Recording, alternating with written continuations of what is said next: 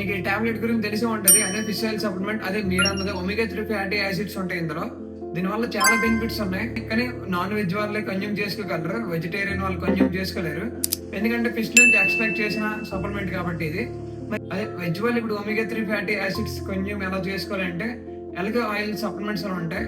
ఎల్గా అంటే ఇప్పుడు సముద్రం లోపల చిన్న చిన్న ఆర్గానిజమ్స్, ఇప్పుడు లోపల ఉన్న చేపలు కూడా అవే తింటాయి. కానీ ల్యాబ్ లో మాత్రం వీళ్ళు వేరే సపరేట్ గా పెంచుతారు. దాని నుంచి ఆయిల్ ఎక్స్ట్రాక్ట్ చేసి సప్లిమెంట్ చేస్తారు. మీకు ఈ ప్రాసెస్ అంతా నచ్చకపోతే food source, natural food source నుంచి కూడా ఉంది. చియా సీడ్స్ గానీ, ఫ్లక్స్ సీడ్స్ గానీ, వాల్నట్స్ గానీ, ఇంకెలాగా.